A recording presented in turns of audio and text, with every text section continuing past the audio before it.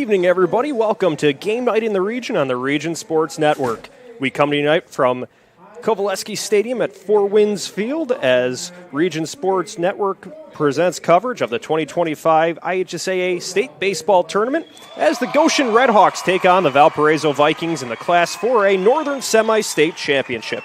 I'm Leo Stauderher, and I'll have the coverage for tonight's game as this is the semi-state championship between two teams that pulled off spectacular wins earlier today.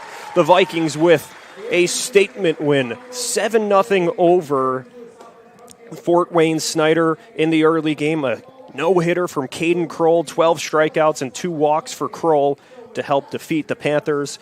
And then the story of this side of the bracket so far, the Goshen Redhawks on a 4-game win streak, pulling off another gutsy win, 5-2 over Westfield in an upset after they upset Penn in the regional championship. This Red Hawk team has been playing some good baseball the last couple of weeks. The Vikings enter with a record of 24-5, 10-4 in Duneland play. They have won 18 in a row. While Goshen enters with a record of 13-13, they were 6-8 in Northern Lakes Conference play. But the stat that matters, they have won their last 4, so they are peaking at the right time, so to say.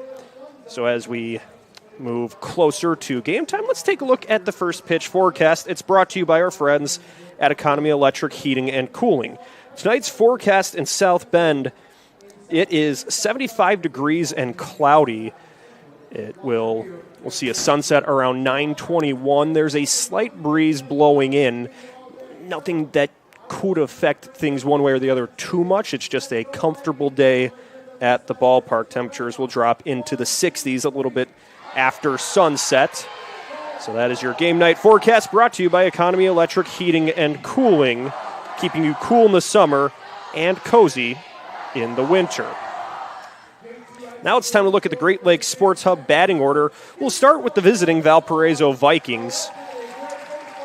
And here is the 1 through 9 from Coach Evans and company. Gabe Bush plays center field. He leads off. Trent Gill follows him. He will be playing shortstop for the Vikings.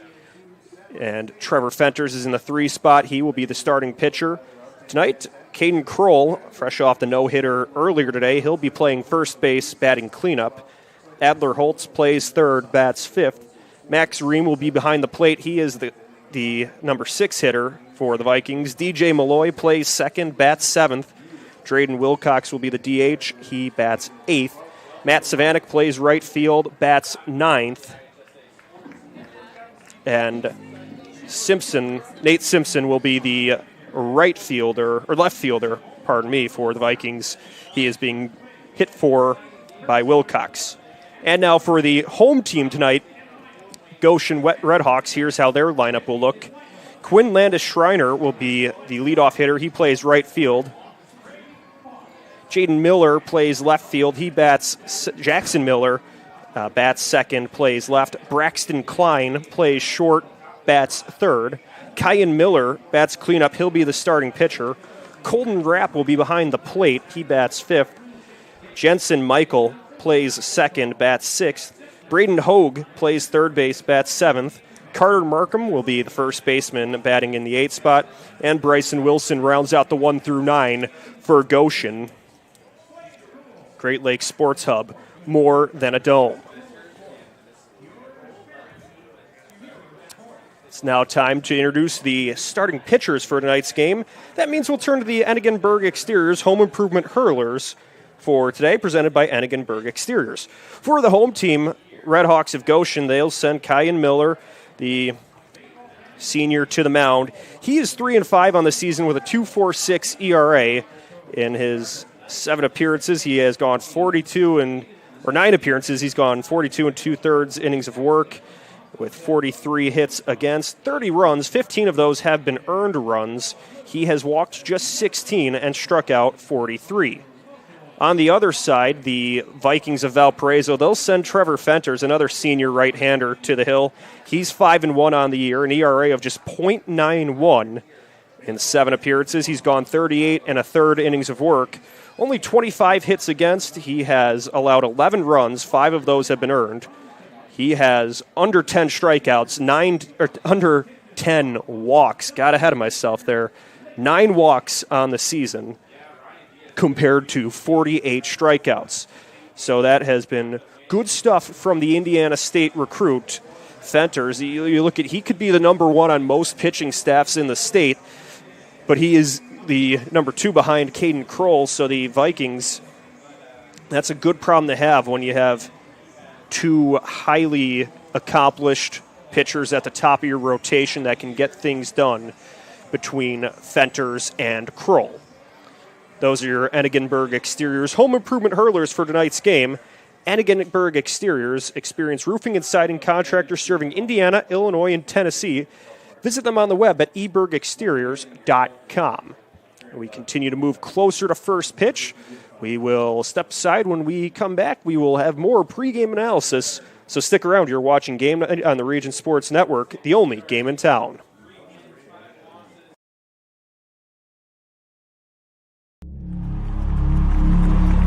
Some see a wrestling match. We see a 6-minute lesson in grit.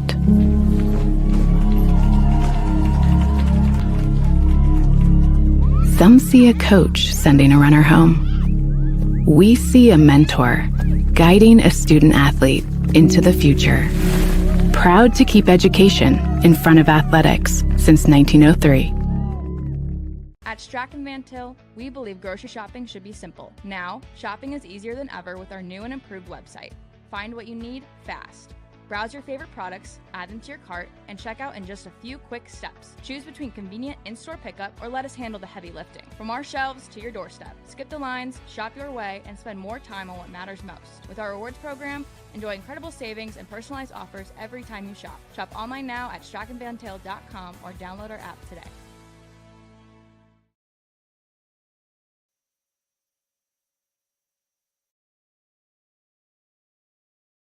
With 40 years of experience serving Indiana, Illinois, and Tennessee, Enigenberg Exteriors has only had one goal in mind: to achieve excellent customer service. From commercial and residential roofing to siding, window, and door replacement, Enigenberg Exteriors delivers 110% customer satisfaction from the first hello to the final walkthrough. Visit enigenberg.com for more information or give them a call at 219-365-2837. Enigenberg Exteriors, restoring hope one project at a time. Four Seasons Mechanical proudly serves Northwest Indiana, providing quality, reasonably priced, reliable service. With a quality and comfort guarantee, the professionals at Four Seasons Mechanical offer a wide range of services in heating, ventilation, and air conditioning. Whether it's residential or commercial, Four Seasons Mechanical is there 24/7. To find out more, the website is fourseasonsmechanical.com or give them a call at 219-756-7020. Four Seasons Mechanical, your indoor air quality specialist. You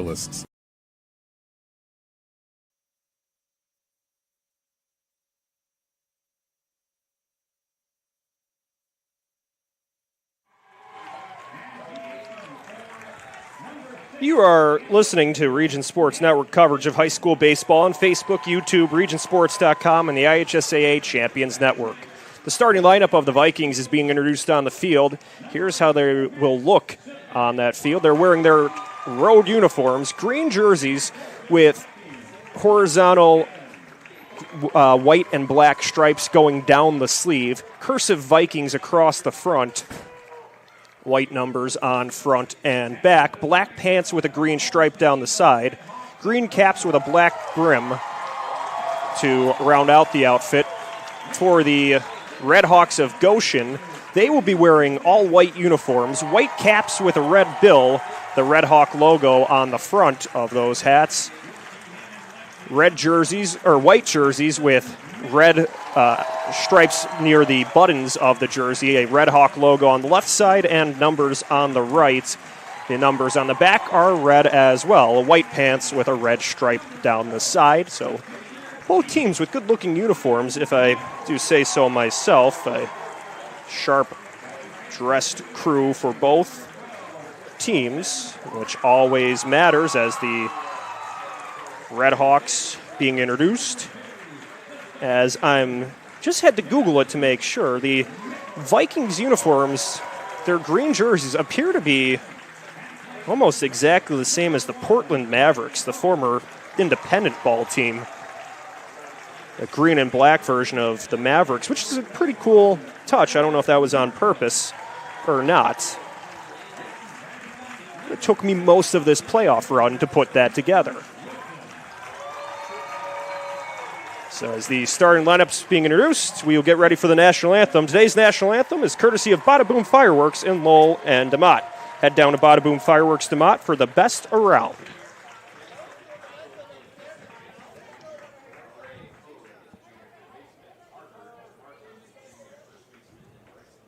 Ladies and gentlemen, at this time we ask that you please rise and remove your hats as we honor America with the singing of our national anthem, presented by Marathon. Please direct your attention to the video board for the singing of the Star-Spangled Banner by John Vincent. Oh, say, can you see by the dawn's early light what so proudly we hailed at the twilight's last gleaming, whose broad stripes and bright stars through the perilous fight o'er the ramparts we watched were so gallantly streaming, and the rockets' red glare, the bombs bursting in air, gave proof through the night that our flag was still there. Oh, say does that star-spangled banner yet wave o'er the land of the free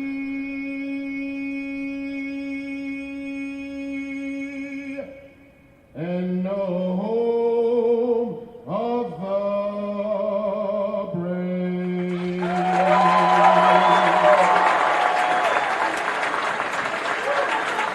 There was the national anthem, once again brought to you by Bada Boom Fireworks. Gear up for July 4th with Bada Boom's wide selection of fireworks. Check them out on the web at badaboomindiana.com.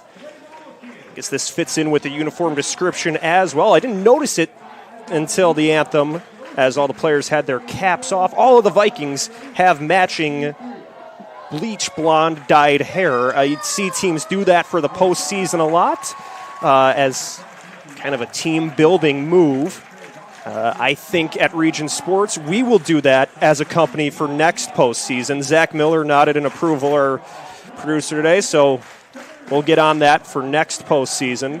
But for now, the Vikings are rocking that hairstyle as well. So we're getting closer to first pitch between the Red Hawks and Vikings. It is a great night for baseball here in South Bend.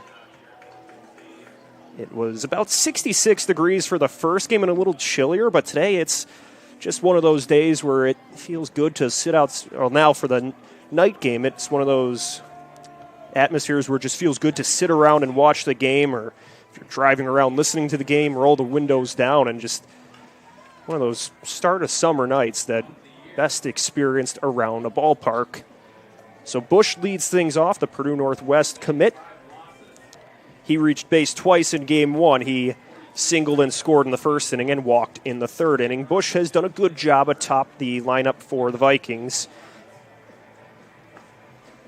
Batting .369 on the season with 31 hits. He's driven in 16 RBIs. He gets ready to step into the left-handed batter's box against the right-hander Miller. Miller 3-5 on the season in 9 appearances. This is a Goshen team that has been rolling at the right time. They were under 500 going into the postseason at 9-13, but now they've broke even at 13-13 with 4 wins when they matter most. So it's not always about how you start the season; it's about how you finish. And for Goshen, they're a great example of that. So here we go. Miller goes through his windup and delivers at 6:01 p.m. He fires the fastball for a strike, and we are underway. Bush did not offer. Took it in the upper portion of the zone at 81 miles per hour. The wind from Miller. Bush skips it over towards the mound. Miller gloves it. It pops out of his glove, but he recovers, picks it up just a foot away from the mound, throws over to his teammate Markham at first base to retire Bush for out number 1. So Miller on the mound, Rapp is behind the plate, Hogues at third base, Markham at first, Klein and Michael at the middle infield, short and second respectfully, and Miller, Wilson, and Schreiner Landis make up the outfield from left to right. The number 2 batter, Gill, takes a first pitch ball from Miller. Trent Gill, the junior shortstop, Indiana University commit, batting .309 on the season. The 1-0 delivery from Miller. Fastball in the lower corner for strike 1. Gill flew out to left field in the 5th inning of Game 1 against a player that he will be teammates with at Indiana eventually, and Landon Fry of Fort Wayne Snyder. Those two had a good battle back and forth, but it was ultimately the pitcher that prevailed. Now the 1-2 to Gill. It's high for ball. We go 2-2. But Gill has been a mainstay in that number 2 spot in the leadoff, or in the lineup for the Vikings. He walked in the 2nd inning of Game 1. But he is frozen, caught looking by Miller. He's able to spin a breaking ball to the outer corner to send Gill back to the dugout with a backwards K. So there are quickly 2 away here in the top of the 1st. And the batter now for Valparaiso, Trevor Fenters. He bats right-handed, and he will be the starting pitcher tonight for the Vikings. Miller drops a off-speed pitch into the lower portion of the zone at 71 miles per hour for a strike. He winds quickly, sends the 0-1. Another breaking ball, but it twirls inside to even the count up at a ball and a strike. So the 1-1 delivery. Fastball high, makes it a 2-1 count. Fenters, although he's known for his pitching, swings the bat pretty well, batting .373 on the season. The 2-1 pitch, Fenters jams it foul towards the grassy berm area in right field along the concourse. It's South Bend, here in South Bend, home of the South Bend Cubs. The 2-2 pitch, swing and a miss for strike 3. Back-to-back punch-outs end the inning. So Miller works a quick 1-2-3 frame, and the Redhawks will take their first at-bats when we return. You're listening to Game Night on the Region Sports Network, the only game in town. Thinking about what to do after high school? Consider a career with Boilermakers Local 374. As a Boilermaker apprentice, you'll earn while you learn. We offer excellent wages and benefits, and as part of our no-cost hands-on apprenticeship program, you'll learn from the best in state-of-the-art training centers and on the job. Become a union Boilermaker and get on your way to a great career. Find out more, visit www.local374.org or call 219-845-1000. Calling all current and future homeowners in the Northwest Indiana area. Whether you're buying or selling, Brent Wright is here to make your real estate journey smooth and successful. With years of experience, personalized service, and a deep knowledge of the market, Brent will help you find the perfect place or get the best deal for your property. Call today at 219-406-7195 and take the first step toward your real estate goals. Contact Brent Wright, the right way to buy and sell real estate.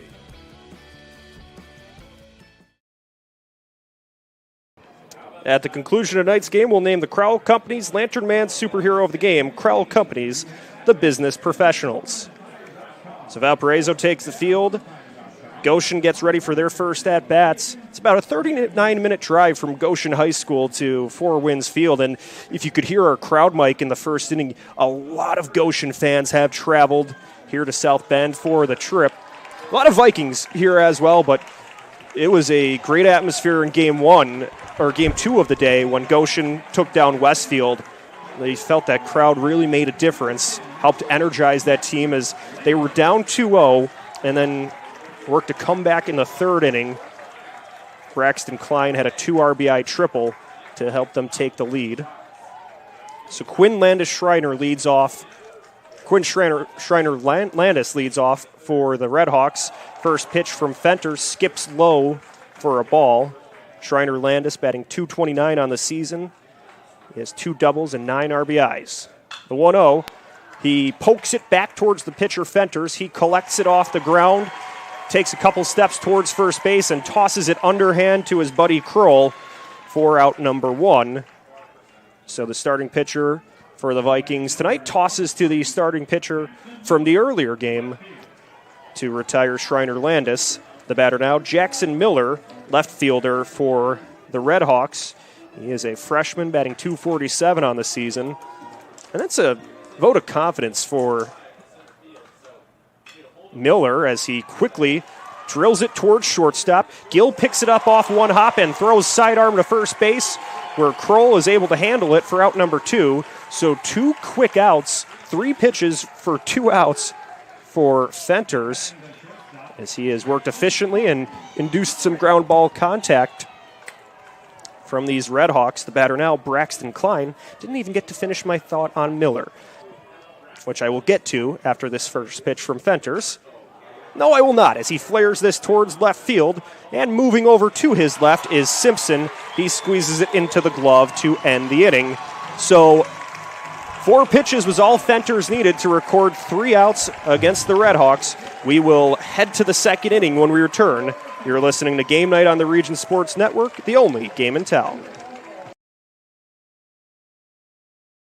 With offices in Munster and Cedar Lake, Ethos Dental Group offers a full scope of general and cosmetic dentistry with expertise ranging from porcelain veneers to dental implants, crowns, and bridges. At Ethos Dental Group, you're assured that Dr. Mark Stojkovic and his associates, Dr. Emily Hansen and Dr. Brian Douts, utilize the latest in technology. Check out ethosdentalgroup.com or call 219-595-3432 to schedule an appointment. Ethos Dental Group, dental care you can believe in. Flip the switch, a light turns on.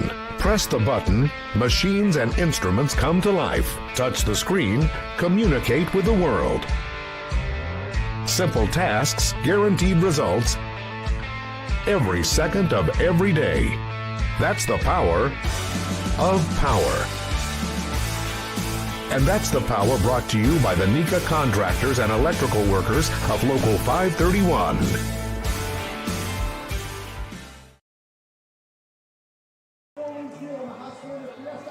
Start of the second inning here at Four Winds Field. Kroll, Holtz, and Ream due up for the Vikings. So with Kroll set to start, let's talk about the day it has been for Kroll so far. So for Kroll, you ask what kind of day has it been? He had a no-hitter against the Panthers of Fort Wayne Snyder. 7 innings, no hits, 12 strikeouts on the mound. At the plate, he had a single and 2 walks. He was pinch run for, but he was responsible for 2 runs scoring, and the courtesy runner of Dilly took his place.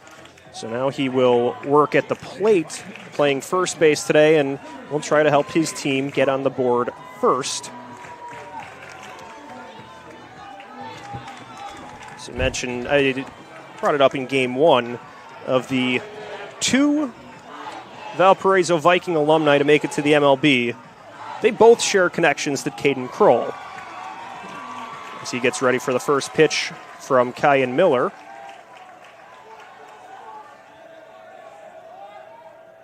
Miller winds, speeds a fastball to the inner third for strike 1.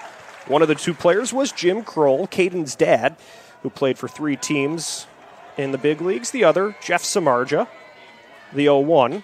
And Kroll drives it deep towards right field, all the way towards the wall, and a sliding catch is made by Schreiner-Landis. And the Goshen fans are loving it. Kroll drove that deep towards the gap in right center. Schreiner-Landis was rolling towards the warning track, made a feet-first slide, and was able to catch it basket style near his shoulder as he slid towards the wall, taking away extra bases from Kroll. to start off this inning. What a play by Quinn Schreiner-Landis. And that catch right there, those are some of the best hands in the business. Just like the Bricklayers Local 4 of Indiana, Kentucky, check out baclocal4.org to find out how you can join the oldest continuous union in North America. The batter for the Vikings now, Adler Holtz. The 0-1 pitch, spun in for a strike. It's quickly 0-2. That catch by Schreiner-Landis, one of those plays that can change the momentum of a game. As Holtz strikes out on 3 pitches, Miller works quickly against him. That's what I'm talking about here. You get the tremendous catch in right field, then a 3-pitch strikeout. The excitement from the Goshen fans and the players in the dugout is ramping up here, and that could help them get some extra energy on their side. With 2 away and nobody on, the batter is Max Ream, the Viking catcher. Takes a first pitch ball. He offered at it, but didn't go all the way enough for it to be called the strike. So the count starts off 1-0. Ream had an interesting stat line in game 1 as he takes a strike. Sacrifice flyout that drove in a run in the first. Reached on an error and scored in the third. Had an RBI single in the fourth. And then flew out to right field in the sixth, but got on base in 3 unique ways to start the day. The count 2-1 to Ream as Miller winds and fires. Sends a fastball outside. Count goes 3-1. So Ream, a ball away from becoming the game's first base runner. Now the 3-1 for Miller. And Ream lofts it towards right field. Schreiner-Landis rolls, looks for it, but it goes out of play into the grassy berm area in foul territory on the right field side. So now the count full at 3-2. Ream is a ball away from extending the inning, while Miller is a strike away from getting out of the inning. So Miller gets the sign from his catcher, Rapp. Goes to the windup and delivers. The 3-2 pitch skips foul towards the Viking dugout. The Vikings occupying the third base dugout, while the Redhawks in the first base dugout. Ream steps out. And now the senior catcher goes back into the right-handed batter's box. The windup for Miller. And the payoff pitch is elevated high towards the left side of the diamond. Third baseman and shortstop both communicate, but it's Klein, the shortstop, who calls for it, makes the catch in fair territory for out number 3. So a tremendous catch by Schreiner-Landis, robs Kroll of extra bases, and the Vikings go down in order. We are through an inning and a half, still scoreless here in South Bend. You're listening to Game Night on the Region Sports Network, the only game in town. IBEW Local 697 isn't just wiring buildings. We're woven into the very fabric of Northwest Indiana. We're your neighbors. Our kids go to school with yours. We stand in the same bleachers cheering for the same high school teams. When you hire a union electrician, you're not just getting the highest quality work. You're supporting our community. IBEW Local 697, proudly powering our own. If you are injured in a worksite accident or hurt by a defective product, go with the guy that has a proven track record litigating these cases. Otto Schragle, a principal partner at the Allen Law Group, will make sure those responsible for hurting you are held to account for their negligence. With multiple offices in Indiana and Illinois, you could reach them at 219-465-6292 or reach them out on the web at www.kenallenlaw.com.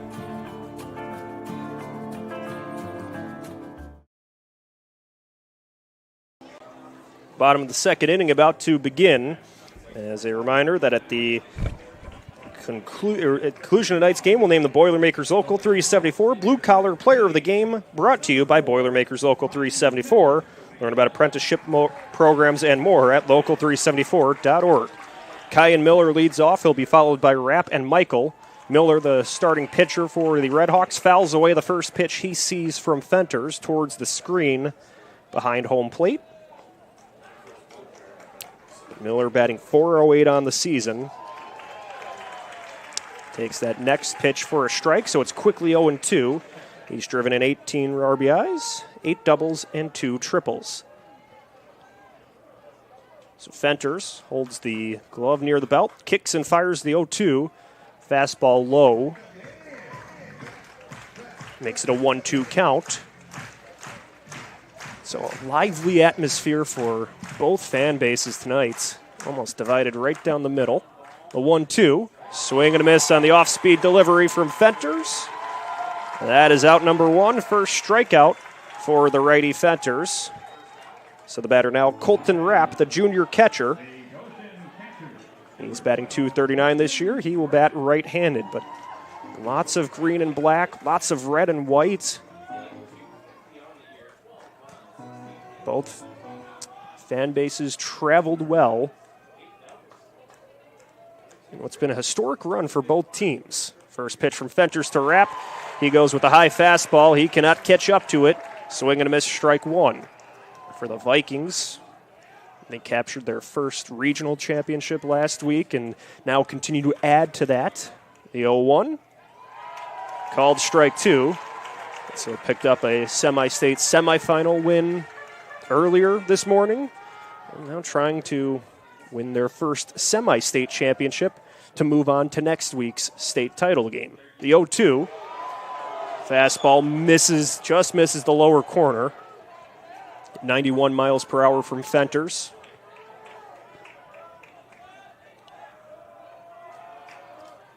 Stares down his catcher, goes to the plate. Rapp puts it high in the air near the first baseline. Ream camps out under it, calls for it, and makes the catch for out number 2.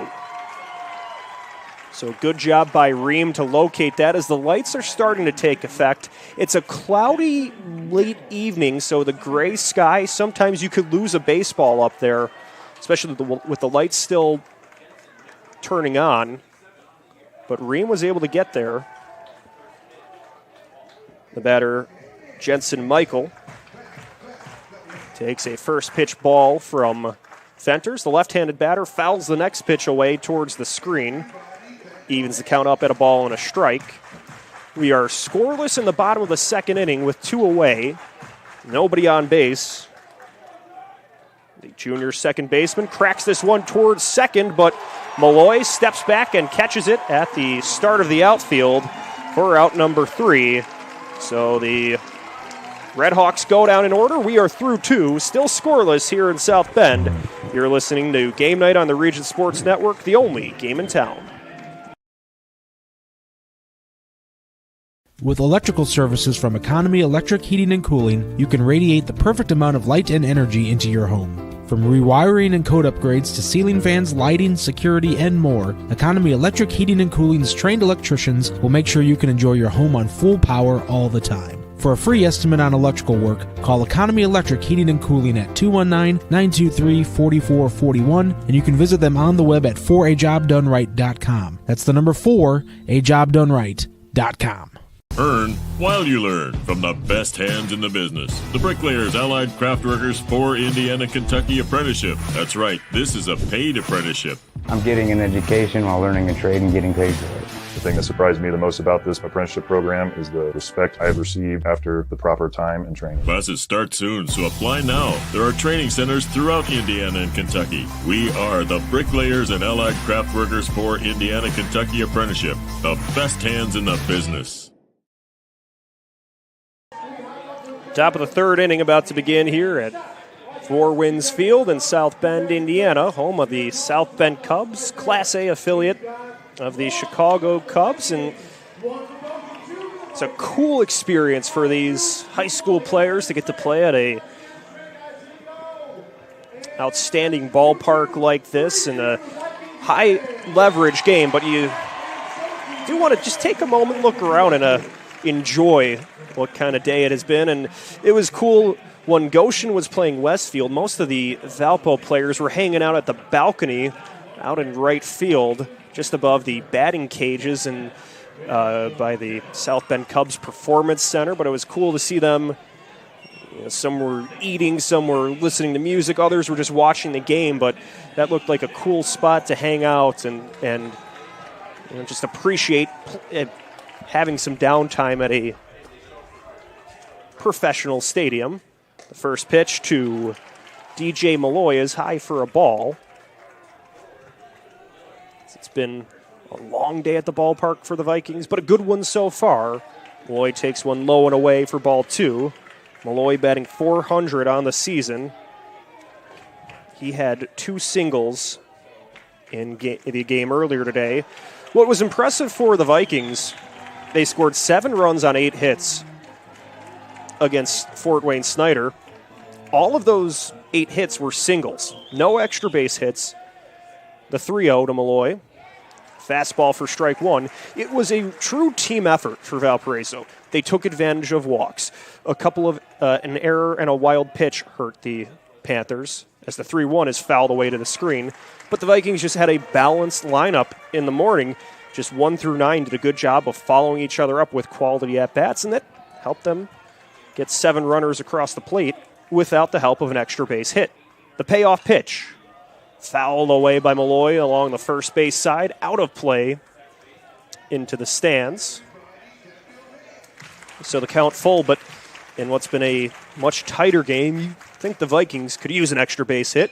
And Malloy sends this one through the gap between short and third. It rolls to left field. He picks up the becomes the first base runner of the game, the first hit. And it comes to start the third inning. So Malloy will be at first. And it brings Drayden Wilcox up to bat with nobody out and a runner at first. Wilcox batting .300 on the season. He was the only Viking who failed to reach base in Game 1 against Snyder. Takes that first pitch from Miller. Now he fires out of the stretch. Wilcox shows bunt. He pops it up in the air. It goes over the head of the catcher and rolls to the track behind home plate. That was nearly dangerous for the Viking designated hitter as he was under it, so it went up in the air, and the catcher just had to quickly react, couldn't quite get there, wrap the Red Hawk catcher, just had to go over his right shoulder and away. So count 0-1. Miller gets ready. Wilcox shows bunt again. They bring the third baseman in, but he pulls away as that one spins outside. So Hogue at third base will be charging towards the plate, anticipating the bunt. The ball and a strike the count with a runner at first base.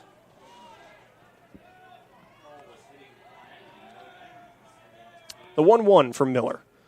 Wilcox bunts, but it goes away towards the first base dugout of Goshen.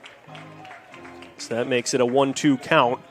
Don't think he'll try to lay one down now.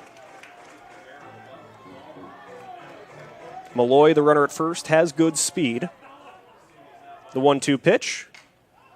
He puts it in the air. It slices towards the Red Hawk dugout and goes off the screen, so will not be playable for Markham, the first baseman who was hustling for it. Count remains 1-2.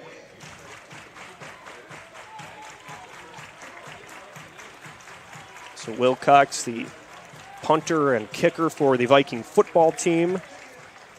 So they've been on some deep playoff runs the last few seasons. State champs in 22. The 1-2, swing and miss, strike 3. The throw down to first, sliding back safely. Malloy, and the ball hit him. I think it got him as he was sliding back to first base. He is in some discomfort.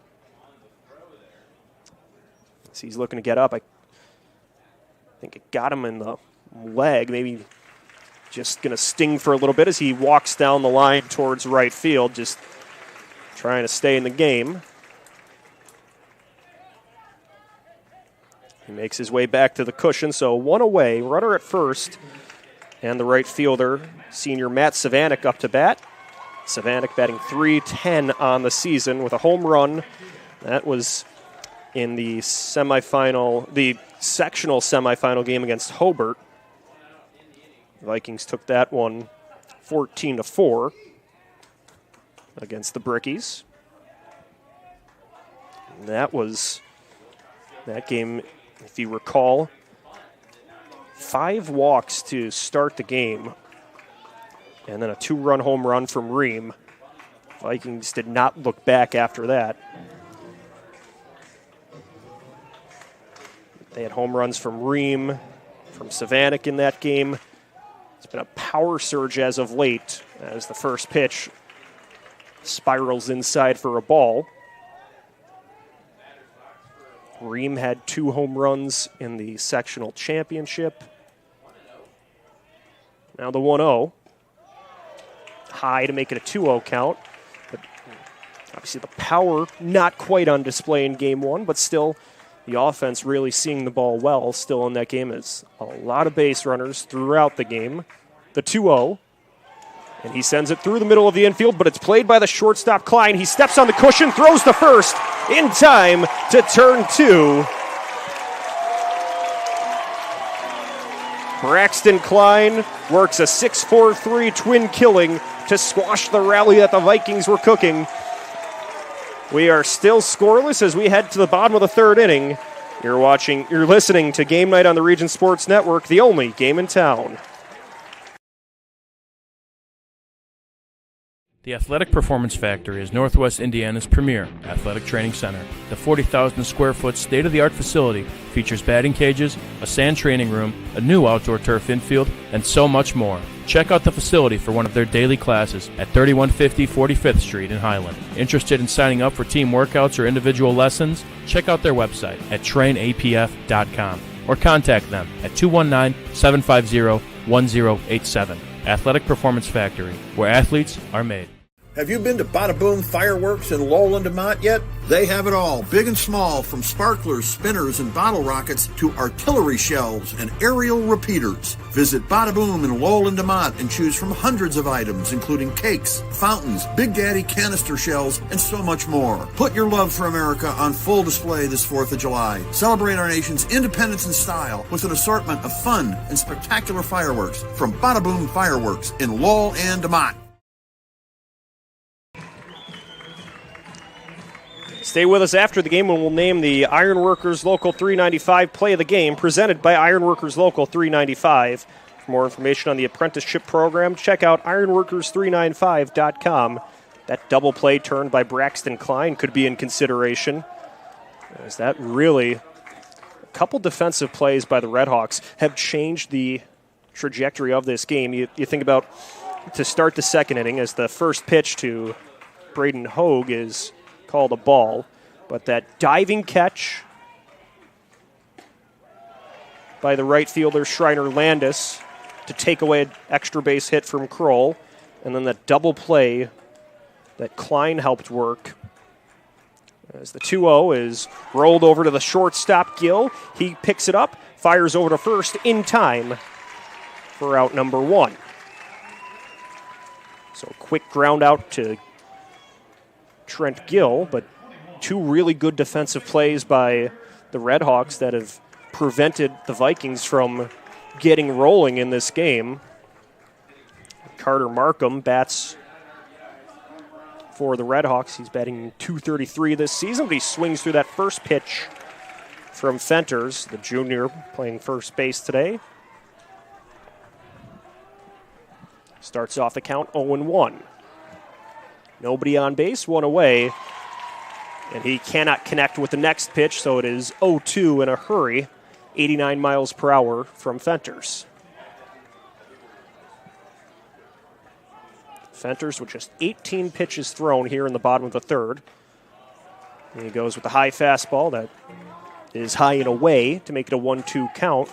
But he set himself up well with only needing 4 pitches to get through the 1st inning. Now the 1-2. Swing and a miss for strike 3. He fires that speed ball by at 91 miles per hour on the gun. His 2nd punch out of the night brings him up to 50 on the season. And there are 2 away with nobody on base for Bryson Wilson, the junior center fielder from Goshen. So Wilson looking to help his team out here and get on base, bring the top of the order up. Takes a first pitch strike from Fenters. The 0-1. Swing and a miss for strike 2. 91 miles per hour near the far corner. He went back to the exact same spot as he did for the first pitch of the at-bat.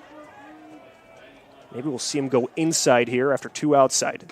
The 0-2 pitch right to that same corner. Called strike 3. 3 pitches was all he needed to send Wilson back to the dugout. 2 strikeouts and a ground out. End the third inning. We are through 3 here in South Bend. We are still scoreless between Valparaiso and Goshen. You're listening to Game Night on the Region Sports Network, the only game in town. Blythe's Team Sports in Valparaiso is a leader in athletics apparel and equipment sales. With in-house production including screen printing, trophies, embroidery, and more, Blythe's can help you to create the perfect look. For more information, visit them online at teamblythes.com. Blythe's Team Sports in Valparaiso, where the athletes shop. Better Beef of Indiana. Hormone-free, locally raised, and locally processed beef. Better Beef of Indiana is located in Valpo at 2600 Beach Street, where you could buy individual cuts of beef completely raised in Hebron. From single pounds of ground beef to filet mignon, Better Beef of Indiana has it all. Visit their website at betterbeefindiana.com.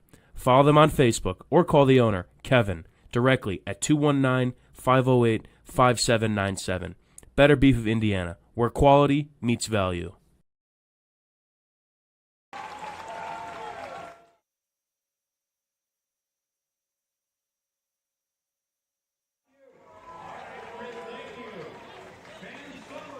Getting ready to start the 4th inning, top of the order, due up for the Vikings as Kyan Miller has faced the minimum through 3 innings. He allowed 1 base runner. It was a single to DJ Malloy, but he erased him with a double play to end the 3rd inning. So Bush, Gill, and Fenters will step up for the Vikings.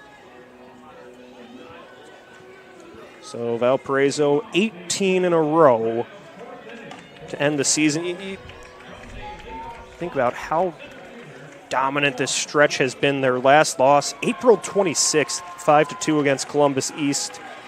They are 24-5 on the season. 4 of those 5 losses came in the first 5 games of the season.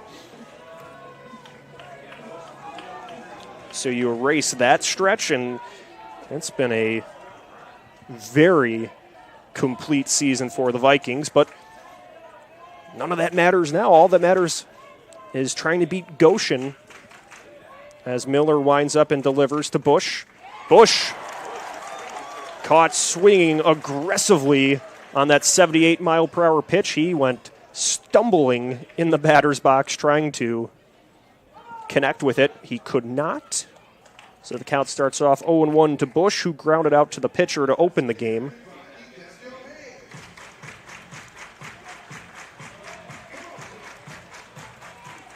So Bush behind 0-1. He'll be playing at Purdue Northwest next season over at Dowling Park. He calls time. He does not get time granted. And Miller speeds the fastball at the lower corner, inner corner for strike 2. Bush was trying to call time. The umpire said no. So he had to step back in the box, and Miller was able to send one over the plate. Now the 0-2. He drops the breaking ball, just misses the top of the zone. So ball and 2 strikes to Bush. Miller thought he had strike 3, but was not the case. Now the 1-2. Bounces just in front of the plate. Evens the count up at 2 balls and 2 strikes. So a good take from Bush will even the count up. Now he awaits the 2-2. Bush fouls it over the screen towards the Valpo fans along the third base side.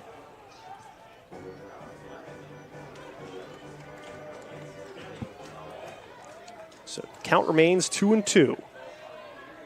The pitch. Bush rolls it down the first base line. It bounces off of the glove of Markham, and he can't collect it. It gets away from him, rolling into foul territory, and Bush is on base. He legs it out down the first base line. It was a slow roller down the first base side. Markham had to step over backwards and to his left. He got the glove on it, but then it ricocheted away, and then when he picked it up, he dropped it, and it got away from him almost towards the first base coach's area, and at which time Bush had already made his way to the base, so he is on. I believe that was scored as an error. So second base runner of the day for the Vikings, and this one with nobody out, and the batter now Trent Gill. Gill takes that breaking ball away as it rotates into the left-handed batter's box. So the count 1-0. Miller towards the plate, out of the stretch. Gill gets it near the hands and fouls it towards the Goshen fans in the first base side. So the count now a ball and a strike. Gill struck out looking back in the first inning. So he's trying to help his teammate Bush advance as Miller throws over to first, sliding back safely. Though Bush avoids the tag. The ball and a strike with nobody out. The pitch. Good breaking ball at 70 miles per hour. Gets the outer third of the plate for a strike. So now a ball and 2 strikes. Miller looks over to the runner at first. Throws now. Bush dives back. And Miller, not quite the velocity as some of the, when you think to the pitchers from Crown Point or from Lake Central, those guys that are throwing in the low 90s. As the 1-2 is poked towards shortstop. Klein tosses to second. The throw to first, not in time. Gill beats it, so it's a fielder's choice, but they get the lead runner. They take away Bush, which that's a big out to get, as he was the runner that reached on the error. So you take him away at second, but still a runner at first. And Trevor Fenters will bat. But to wrap up that thought, a lot of the pitchers in the Duneland, these D1 recruits out of Crown Point or Lake Central or maybe even from Boone Grove, they're throwing a lot of higher velocities, but when you get Miller, who's a little craftier, throwing in the 70s at times, in the high 60s with some of his off-speed stuff, that can maybe change up your timing. It can be tough to deal with. First pitch to Fenters, inside. Gill's going to second. He slides head first and beats the tag from Klein. He moves up 90 feet, and now he's in scoring position with that stolen base.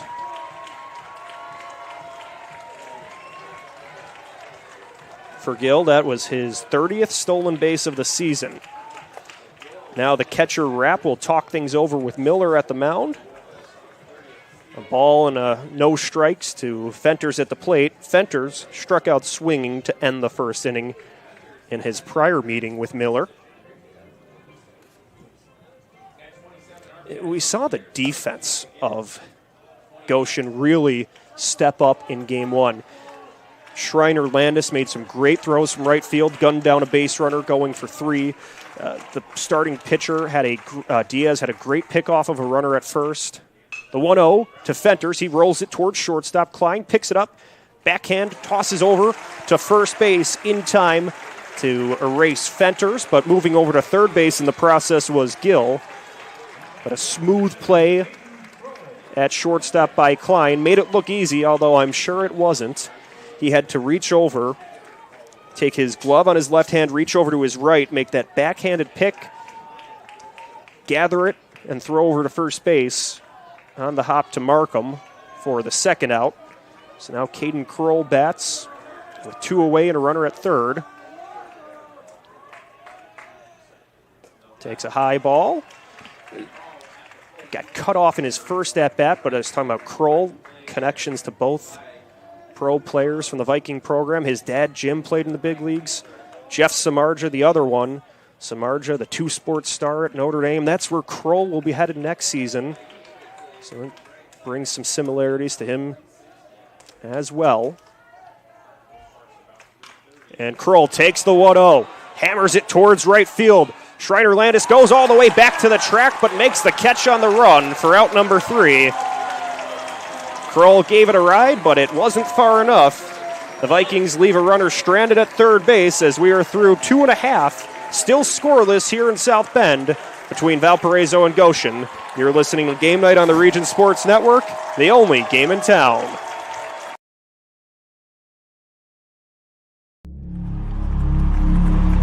Some see a wrestling match. We see a 6-minute lesson in grit.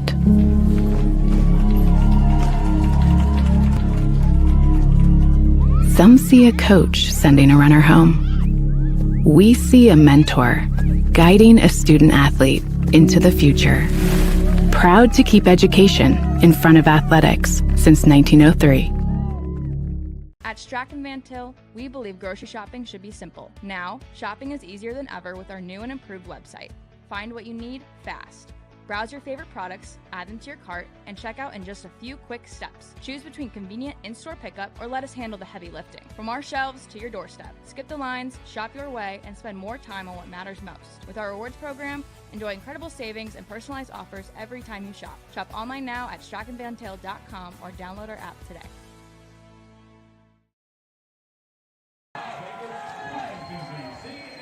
Bottom of the fourth inning about to begin here at Four Winds Field and home of the South Bend Cubs. Schreiner, Landis, Miller, and Klein due up top of the order for the Red Hawks, and was talking about Valparaiso's alumni to make it to the big leagues. So I think it's only fair. There has been one graduate of Goshen High School to make it to the MLB. It was third baseman and second baseman Speed Kelly. Speed Kelly. Don't know if that's the government name or a nickname, but Quinn Schreiner Landis leads off.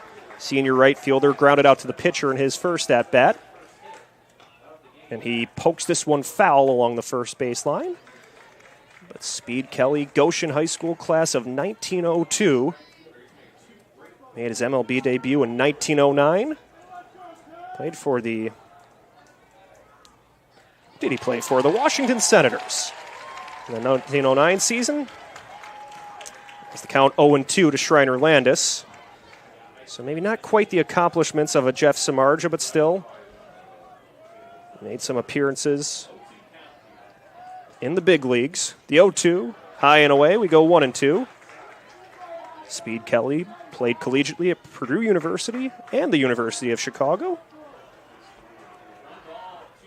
The 1-2 fouled away, so he is, according to Baseball Reference, the only Goshen High School graduate to make it to the MLB. But who knows? Maybe one of the guys on the diamond tonight might join him someday.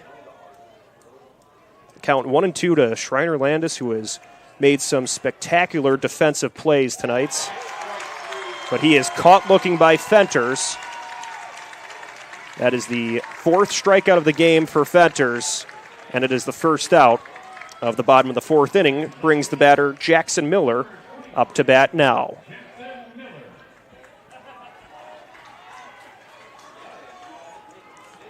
Miller grounded out to Gill at shortstop in his first at-bat. The freshman playing up with the varsity squad. Batting .247 on the year, 20 hits. He's doubled 5 times, driven in 10 runs, and batting in the 2 spot for most of the playoff run. Fouls away the 1-0 pitch, evens the count up at a ball and a strike, but this is good experience for the freshman. You have to think when he's a sophomore next season and then eventually an upperclassman, getting reps in a deep playoff run like this. He swings away from that 1-1 pitch that was breaking opposite of him. So the count now a ball and 2 strikes, but getting reps in a historic postseason run like this certainly will make him a better baseball player. The 1-2 from Fenters. Poked over to second base, and it goes through the legs of Malloy. He had it, and then it got away from him. It squeaked out of his glove and rolls to right field. That will put Miller on base. He is the first base runner of the night for Goshen. Malloy got in front of it, got the glove on it, and then it just bounced off the glove and out to right field. So that puts Miller on with 1 away. The batter now, Braxton Klein. Fenters will throw over to first, and Klein was able to change the game with 1 swing of the bat. It was the 3rd inning against Westfield. 1 run scored on a wild pitch. So then there were 2 runners on. As Fenters goes towards the plate, and Klein hammers it towards right field. It goes off the glove of Holtz at third base and rolls down to left field. Simpson throws over to short, and it's a double for Klein. Miller goes from first to third on the play. And now the Redhawks have 2 runners on with 1 out after a double from Braxton Klein. And listen to these Goshen fans. They realize the magnitude of this situation. There's going to be a mound visit for the Vikings. So Klein, similar to what he had against Westfield, a big double when his team needed it most. He was able to crack a double that drove in 2 runs to give the Vikings the lead to give the Redhawks the lead 3-2 in the third inning. They would then tack on 2 more runs. Kyan Miller would follow that up with an RBI single to bring Klein home. So the Vikings all go back to their original spots. They will bring the infield in to the batter, Kyan Miller. Runners at second and third. Miller at third base. And Miller lofts it towards right field. The center fielder, Bush, makes the catch. Now Miller is hustling towards the plate. The throw, it was just short. Miller swims around it and scores. So Kyan Miller drives home Jackson Miller, and Goshen strikes first.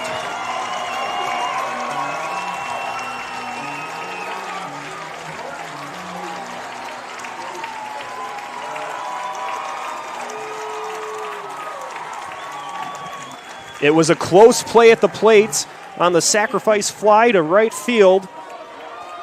The throw was a little bit short. The catcher Ream then had to lean towards the plate and just missed the heel of Jackson Miller, who was brought home on the sacrifice fly by Kyan Miller.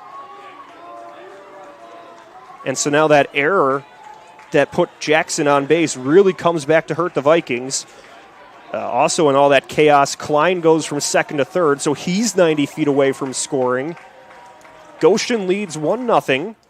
The batter, Colton Rapp, takes a first pitch strike from Fenters. And you heard the Goshen fans after that run. They are fired up as their team is playing some good baseball as of late.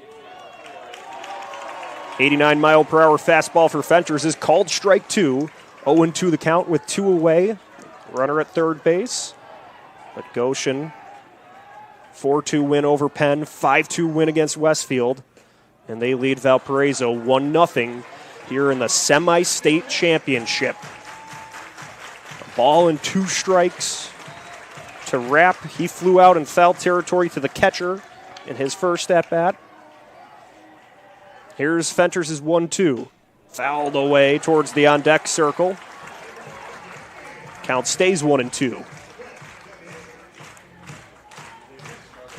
But for Goshen, they just want to bring home that runner at third base. That could be massive in what's been such a tight game. The 1-2. High evens the count up. So 2s across the board. 2 balls, 2 strikes, and 2 outs.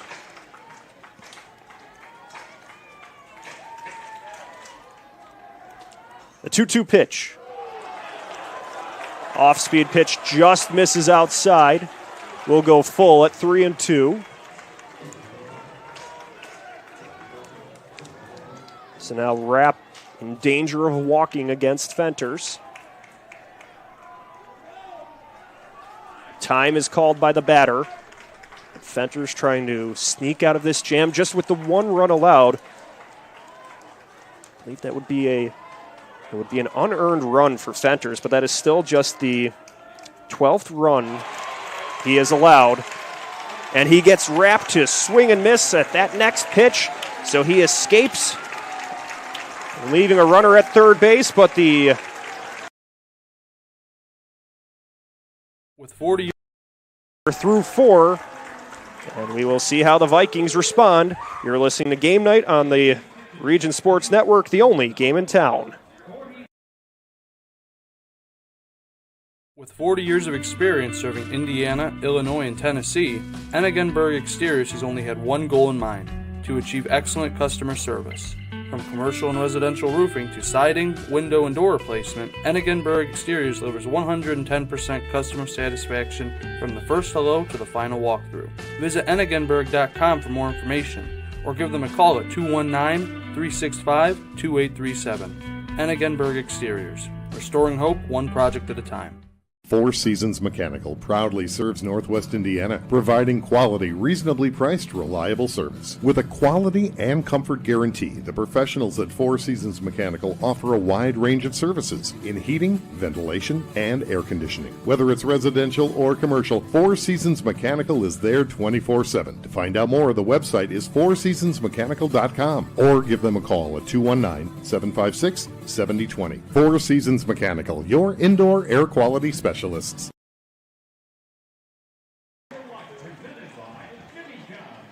Top five as the Vikings look to strike back. They'll send Holtz, Ream, and Malloy up to the plate.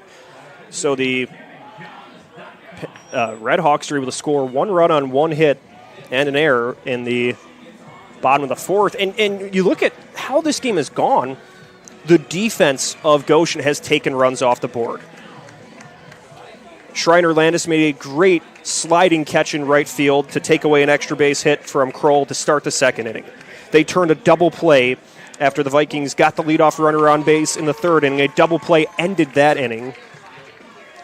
And then a fly out all the way to the warning track by Kroll ended the fourth inning, in which the Vikings had runners at first and third.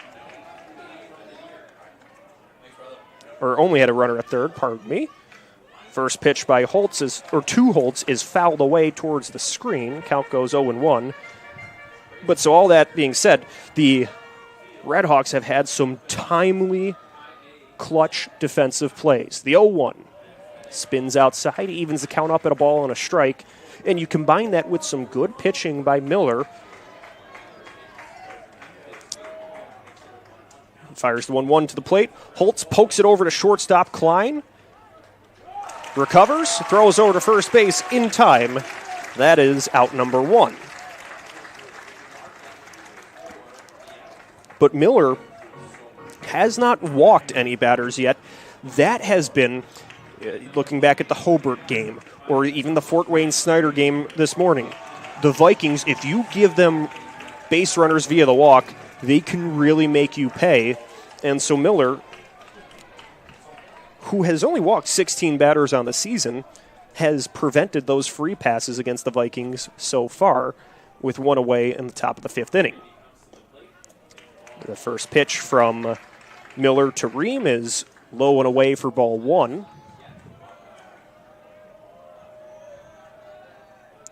The 1-0. That's low and off the plate, makes it a 2-0 count. But Max Ream, what a great postseason run he's had. The 2-0 is away for ball three. 2 home runs against Portage in the sectional championship, a home run against Hobart the game before that. 3 of his 4 home runs on the season have been in the last 2 weeks. Miller gets just a get-me-over fastball over the middle of the plate. Ream does not offer. Count goes to 3-1. The next pitch. That's inside for ball 4. So there is the first walk issued of the day by Kyan Miller. So the Vikings will now have Ream at first base with 1 out, and the batter, DJ Malloy. So the Vikings get a walk. That could be what they need to get back on track here with Malloy. He singled, but was erased in a double play earlier in the game. His single, the only hit of the day so far for the Vikings. Takes a first pitch ball on the inner side. Makes it a 1-0 count to start things off. Now the 1-0. Good breaking ball. He drops it into the high corner for strike 1. So ball and a strike with 1 away and a runner at first. Miller out of the stretch. Fastball just misses. Makes it a 2-1 count and 81 miles per hour. That's about the highest we'll see Miller go on the gun, but he's got good command. The 2-1. Inside, brushes Malloy back a bit, makes it a 3-1 count. Pitch count at 65 for Miller. Kyan Miller, just one hit against, one walk. The 3-1. That's low and away for ball 4, so back-to-back walks for the Vikings. They have 2 runners on, 1 away, and Drayden Wilcox will bat. And now there's going to be a meeting at the mound for Goshen and the Redhawks. Miller and company going to talk things over. There's nobody in the bullpen on the first base side. So not sure if this is just a talk strategy. We've seen the Redhawks turn one double play. They were a couple of steps away from turning a second one back in the 4th inning, but that was just a fielder's choice. So probably just talking about, all right, how we're going to deploy things and what do we do if the ball gets hit to a certain spot.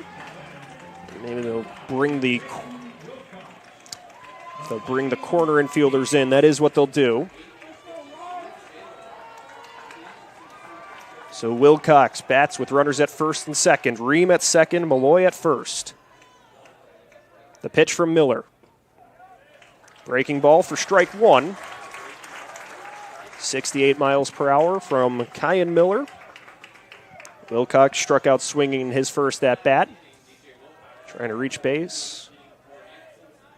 The 0-1. He jabs it along the right side of the infield. It rolls to right field.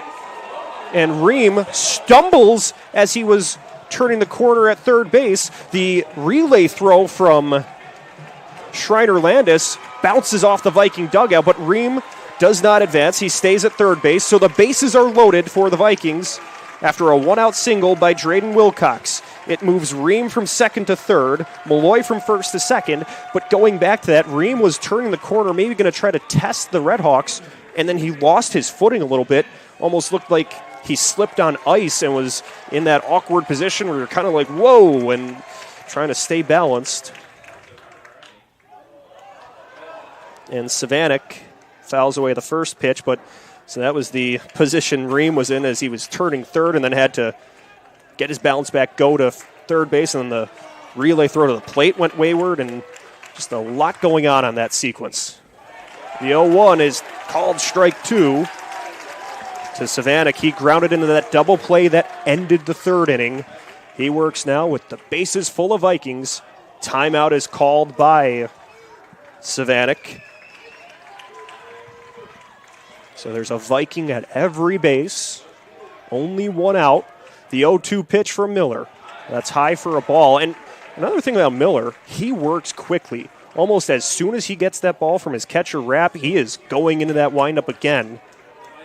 The 1-2. That's outside. Squeaks out of the glove of Rapp, but he keeps it in front of him. Evens the count up at 2-2.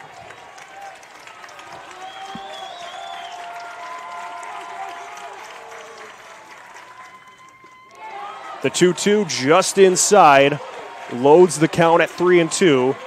Miller was trying to send that fastball, but it just missed. So the count full to Matt Savanek. He skips it through the gap between first and second. That will score Ream, and the Vikings tie it up.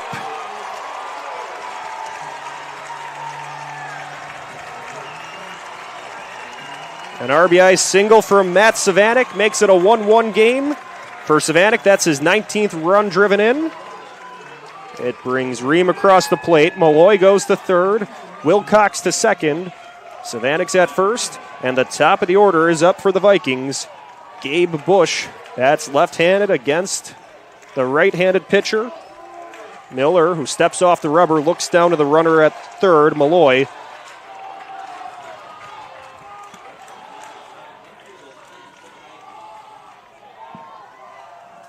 So Malloy skips out to a lead at third.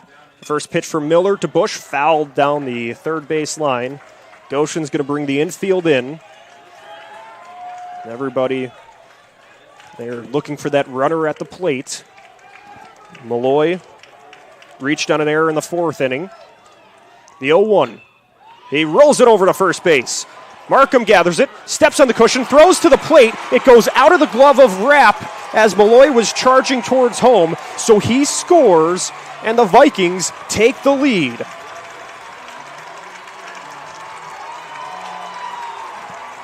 So, wow. Goshen was just a beat away from turning a double play that could have got them out of the jam, but it goes out of the glove of the catcher. So Wilcox to third base, Savanic to second. Bush helps drive in the run. Gill takes a first pitch strike for Miller.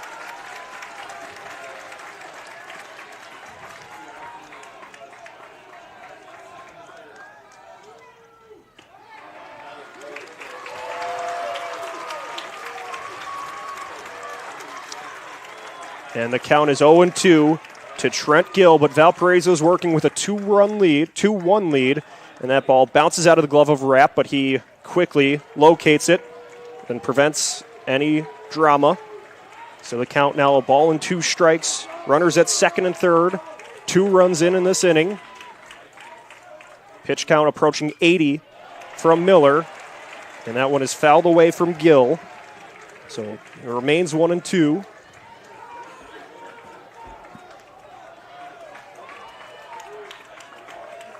And here it is from Miller.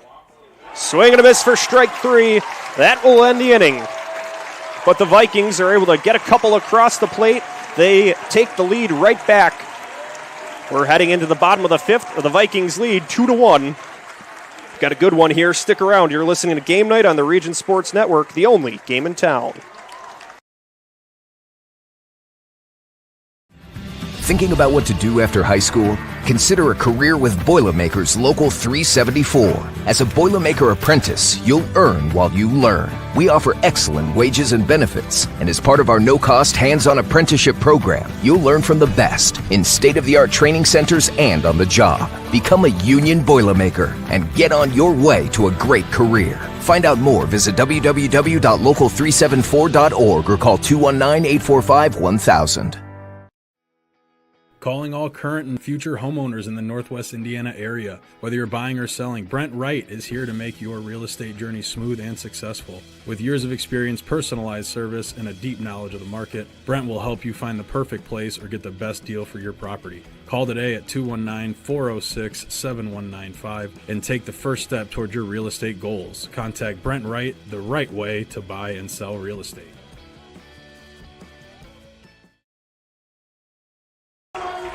You're listening to Region Sports Network coverage of high school baseball on Facebook, YouTube, regionsports.com, and the IHSAA Champions Network.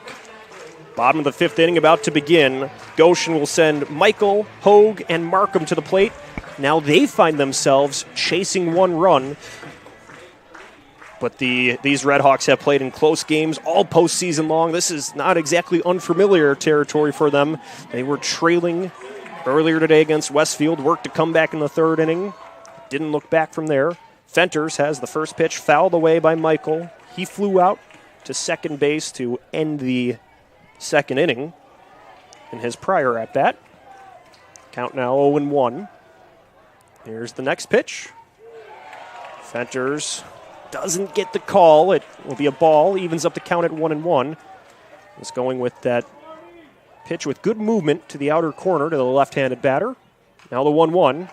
Fouled away towards the Vikings' third base dugout. Count 1-2.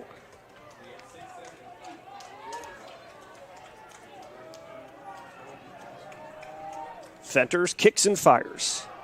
Evens the count at 2-2, and that was really good work of Fenters to work his way out of the 4th inning, leaving that runner stranded at 3rd.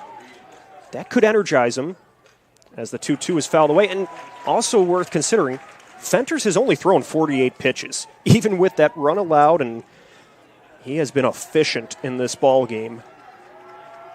So he can still go deep into this game, just able to shake things off. The 2-2. Swing and a miss at that 73-mile-per-hour bender to start off the inning with a K.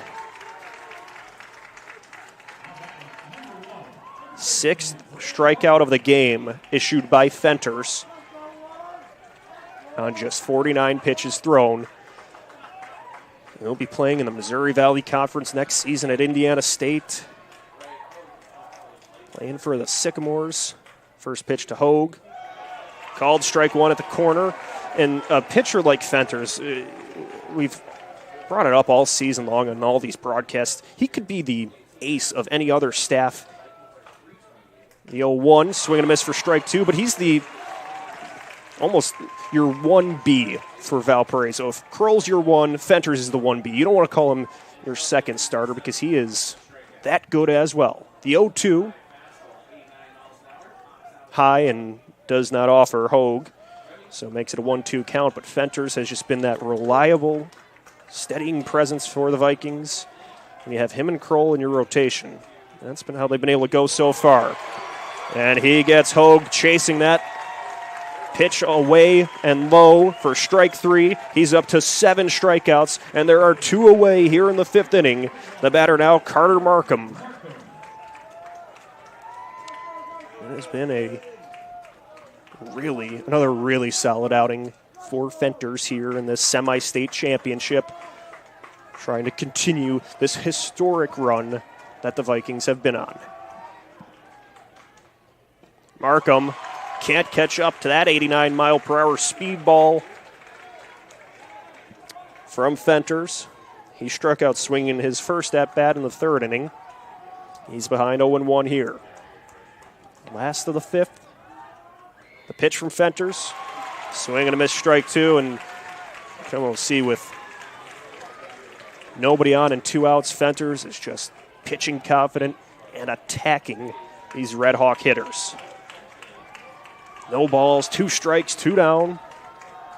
The kick and the pitch from Fenters. He gets Markham to swing through that pitch. It's a strikeout. He strikes out the side. We are through 5, and Valparaiso leads Goshen 2-1. You're listening to Game Night on the Region Sports Network, the only game in town. With offices in Munster and Cedar Lake, Ethos Dental Group offers a full scope of general and cosmetic dentistry with expertise ranging from porcelain veneers to dental implants, crowns, and bridges. At Ethos Dental Group, you're assured that Dr. Mark Stojkovic and his associates, Dr. Emily Hansen and Dr. Brian Douts, utilize the latest in technology. Check out ethosdentalgroup.com or call 219-595-3432 to schedule an appointment. Ethos Dental Group, dental care you can believe in. Flip the switch, a light turns on. Press the button, machines and instruments come to life. Touch the screen, communicate with the world. Simple tasks, guaranteed results, every second of every day. That's the power of power.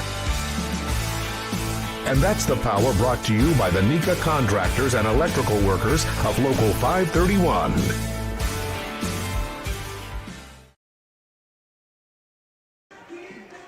Here we go, starting the 6th inning.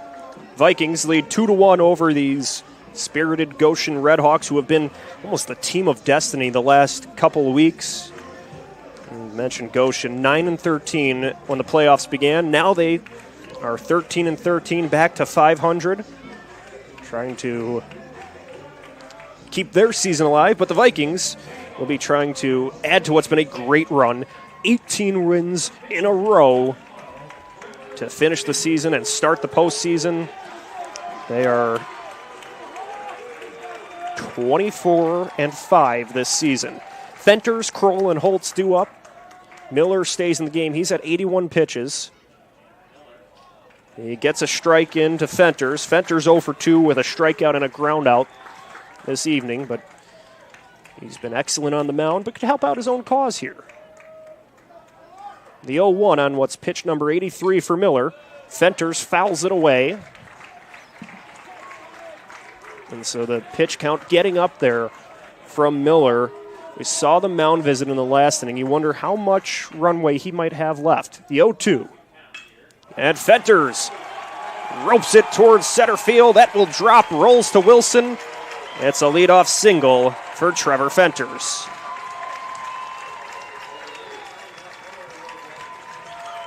So Fenters makes his way on base to start off the inning. And now Caden Kroll will bat with a runner on, nobody out. Fenters will stay in the game to run, it looks like. You're allowed the courtesy runner, but the Vikings, for both Ream and Fenters, have not taken it so far in this game. So Fenters, he's got good speed. And that one gets past the catcher. Fenters will go over to second base. So he moves into scoring position. That one took a bounce in front of the plate, went off the left shoulder of Rapp, the Red Hawk catcher, and then went behind him. That was all Fenters needed to scoot over to second base. Didn't have to really move too fast, and then time is called by the Vikings. And now they will send a courtesy runner over to second. That's why they were trying to call time. That will be Ben Glass, the sophomore outfielder. So Glass will move into scoring position in place of Fenters. Caden Kroll bats left-handed against the righty Miller, who's approaching 90 pitches on the day. The 1-0. Inside we go 2-0. So Kroll had the no-hitter earlier today. He's 0 for 2 with a couple of loud flyouts to Schreiner Landis. Both of those could have been extra bases, but an even better play was made by the right fielder. So you have to think he's trying to send it anywhere but there. As the count goes 3-0. That's why baseball is such a difficult game. You can just crush 2 pitches, but then a defender makes an even better play, and what could have been a double or a triple just ends up being an out, brings your batting average down, but then you just get a weak piece of contact off the top of your bat and it goes to the right spot, and then you get on base. Sometimes baseball's just going to baseball. The 3-0. Inside for ball 4, so Kroll will make his way on base.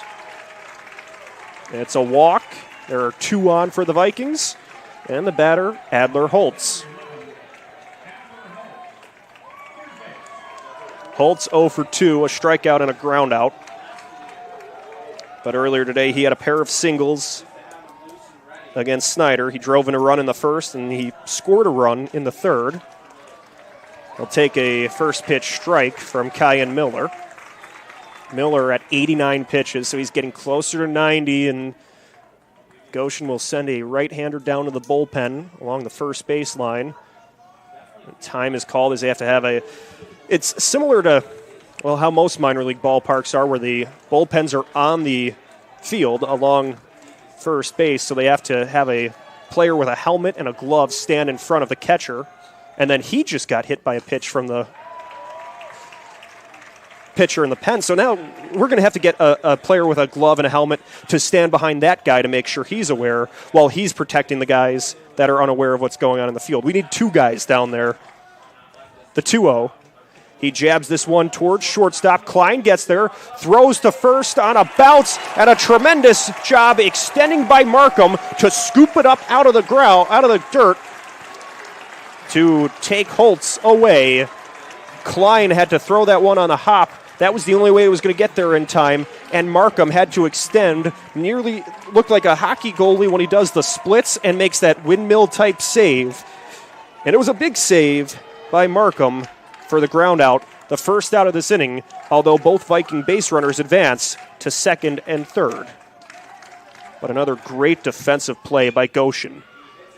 And now Ream sends this one past Klein at shortstop. In to score is Glass, and Kroll scores as well. The Vikings add 2 more on an RBI single from Max Ream.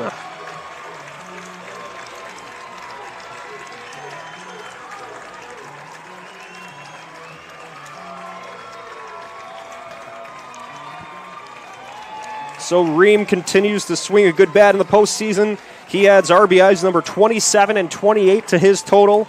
Sends it towards the shortstop Klein. He almost got in front of it, but it just got past him and rolls into shallow left field. So easily able to score was Glass from third base, and then Kroll hustled from second to the plate. And it's a 4-1 lead for the Vikings. We are in the top of the 6th inning. So the batter now, DJ Malloy. He takes a first pitch strike from Miller, who's up to 93 pitches on the day. So that probably now increases the need for that right-hander down in the pen. The 0-1. Called strike 2.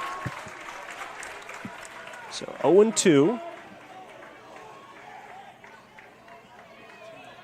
As a ball from the bullpen just rolled all the way down, so that's going to halt things for now, all the way to the on-deck circle.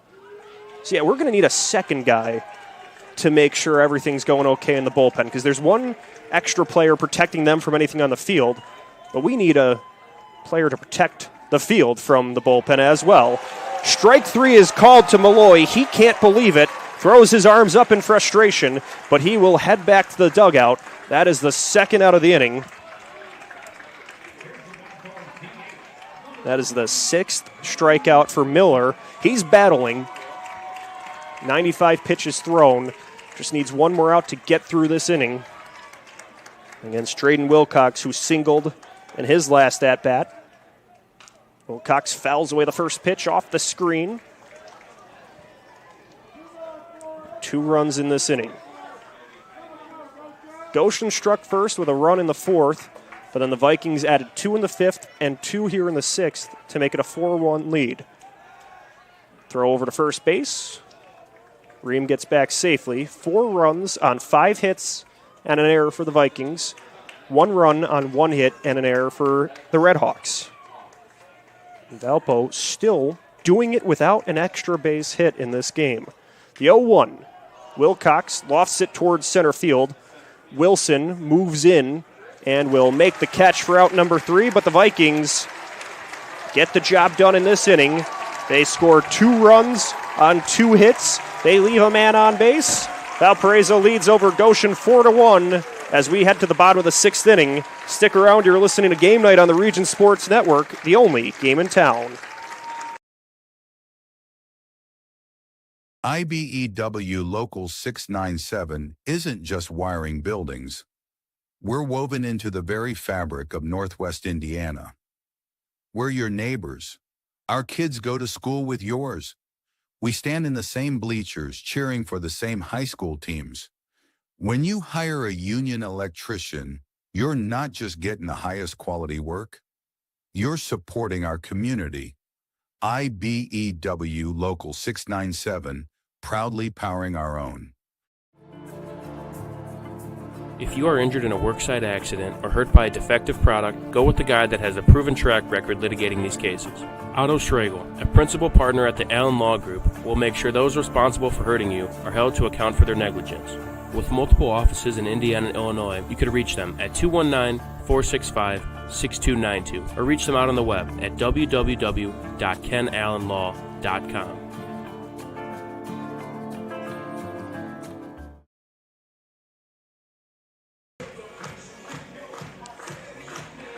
Bottom of the 6th inning about to begin. Playing at beautiful Four Winds Field in South Bend, home of the South Bend Cubs, Class A affiliate of these Chicago Cubs. And around the ballpark, you can see they got posters of various players that have donned the South Bend Cubs uniforms over the years, whether that was prospects like Dylan Cease or Pete Crow Armstrong, Christopher Morel, or players on rehab stints. First pitch from Fenters to Wilson, called a strike. So Wilson, then the top of the order. So you have the count 0-1. Fouled away towards the screen, but so that's the unique thing about a minor league affiliate close to the big league club. You've had Dexter Fowler, Yu Darvish, Jason Hayward all play for the South Bend Cubs. As the 0-2 is called strike 3, Wilson frozen by Fenters for another strikeout. 9 on the day for Fenters. And the top of the order is up. Quinn Schreiner-Landis. He's 0 for 2, a ground out and a strikeout. He's been spectacular defensively in both games we've seen him play tonight. And now he's trying to step up with the bat. He fouls away the first pitch from Fenters. Starts off the count 0-1.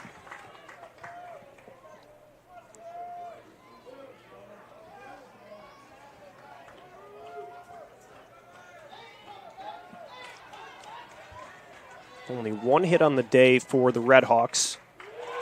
Strike two is called to Schreiner Landis. That run allowed by Fenters was unearned as that player reached on an error. And then he later scored. Klein had a double.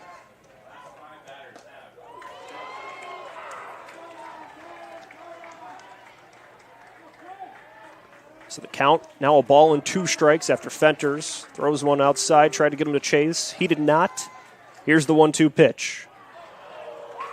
Fastball at 90 miles per hour is low, makes it a 2-2 count.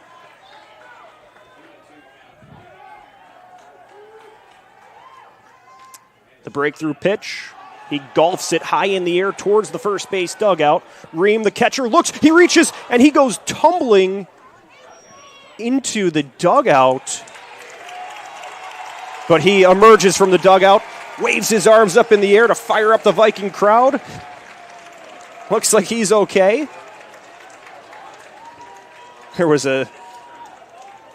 Got so quiet at the ballpark, you could hear a pin drop as everybody waited to see if Ream was okay as he went over the railing.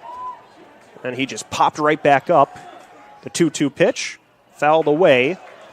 The first thing you saw was the bleach blonde hair coming out of the dugout. You knew he was okay, and then throwing the arms up in the air towards the Viking crowd, urging them to get loud, and they did. The 2-2. It's low for a ball. Count goes full at 3-2.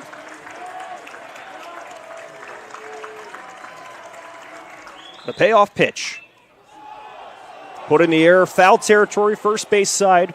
Kroll calls for it. He steps back, makes the catch, 2 away.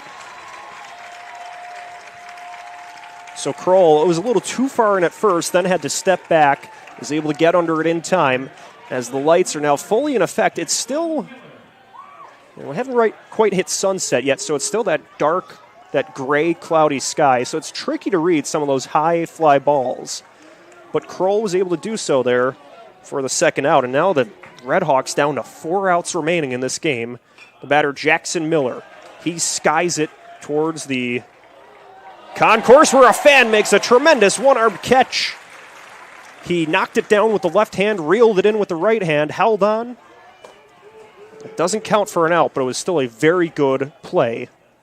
The 0-1, taken for strike 2. So a fan on the first base side made a very nice catch. No balls and 2 strikes, though, to Jackson Miller.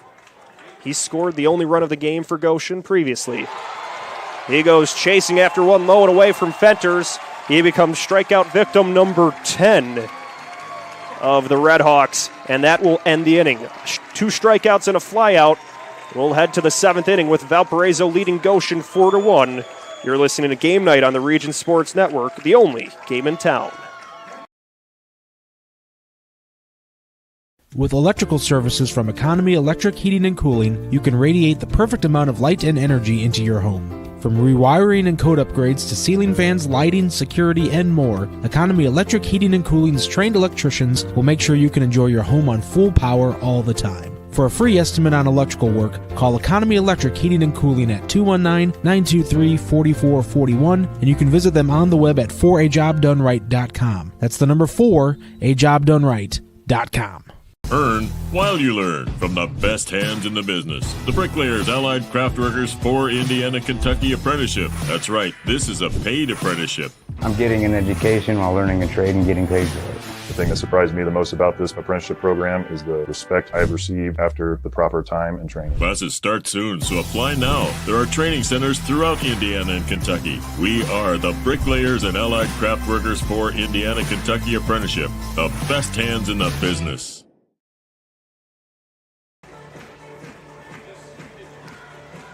Getting ready to start the 7th inning. Valparaiso will have Matt Savanek, then the top of the order, Bush and Gill, as they look to add to this 4-1 lead in the last inning of play.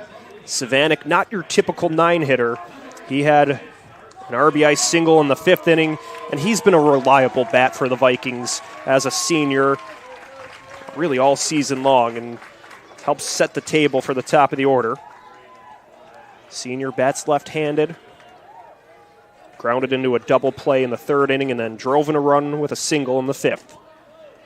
And Kyan Miller has stayed in the game as he's now at 97 pitches, 98 now after that first pitch strike to Savanek. He's approaching the century mark. Savanek had a 2 RBI single in the third inning of the win over Fort Wayne Snyder earlier today. He calls time, steps into the box. Here's the 0-1 pitch from Miller. It bounces to the catcher, Rapp. Evens the count up at a ball and a strike, but not sure how much longer we'll see Miller go. Maybe they're just trying to get him to get these last 3 outs, try to do so quickly. The 1-1. That's inside. We'll go 2-1. There was a right-hander warming up in the bullpen earlier. He is not there anymore. The 2-1 pitch. Taken for strike 2. So that'll even things up at 2 apiece.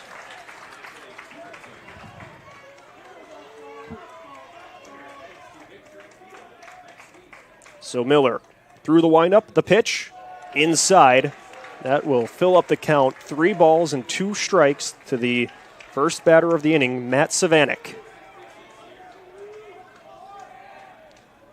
Payoff pitch, Savanek lofts it down the right field line, but it slices foul.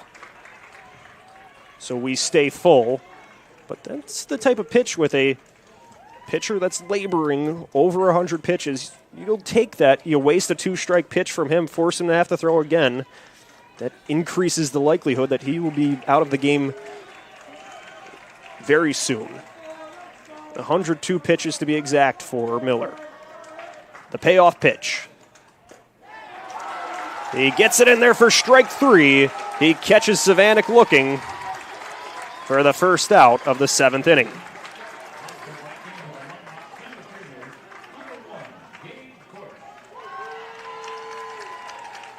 Seventh strikeout for Miller. And the batter now, Gabe Bush. Bush drove in a run in the 5th inning. He shows bunt here, jabs it forward, it goes in play. It rolls over to third base where it comes to a complete halt in front of Hogue, who was not expecting it. So that puts Bush on base. He laid down a tremendous bunt to make his way over to first with 1 away. And that brings Trent Gill up to bat. Gill reached on a fielder's choice in the 4th. Has a pair of strikeouts to go with that. So we'll see what the Indiana recruit can do here. He floats one in the air towards right field, but it curls foul into the concourse along that grassy area. So starts off the count 0-1.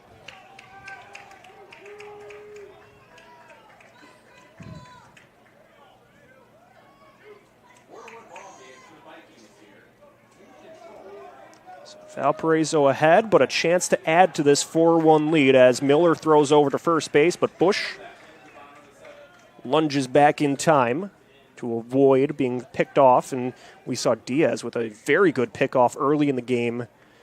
After Westfield had scored already in that inning, Diaz then took away a runner to end the inning. That was huge for, as now Bush is going, he will swipe second. So he moves up 90 feet on an off-speed pitch that took a while to get there. He hustled over to second base. It was called a strike. So the count 0-2 as Bush moves into scoring position. Gill trying to stay alive at the plate. The 0-2 pitch. Curls away. We go 1-2. So Gill 0 for 3 on the day, but has reached base once with that fielder's choice. He calls time, steps out.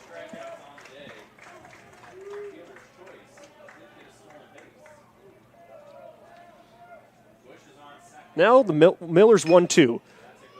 He chops it over to third base. It's handled by Hogue. He looks the runner back to second and throws over to first, still with time to spare, to retire Gill for out number 2. So that brings Trevor Fenters up to bat with a runner at second base and 2 down. Fenters could help out his own cause. You think with the speed of Bush, a base hit will score him from second. Fenters singled and then scored in the 6th inning. He was run for by Glass, but the run he represented scored. Pitch number 109 for Miller, misses outside. Starts off the count 1-0. So one pitcher throwing to another.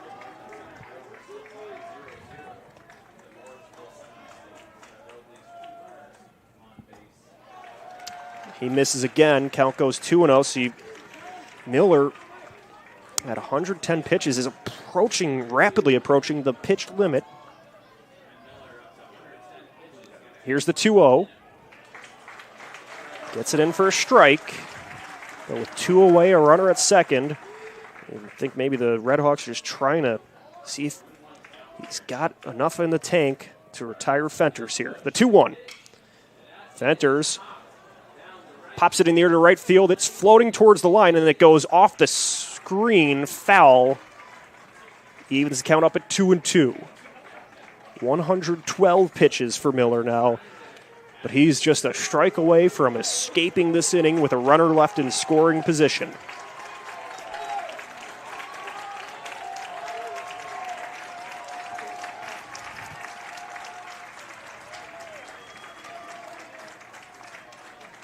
So Miller delivers the 2-2 pitch. Fouled away again by Fenters.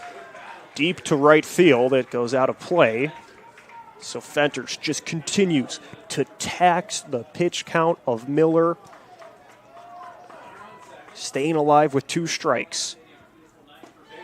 The breakthrough pitch just misses at the lower corner for ball 3. So the count will go full.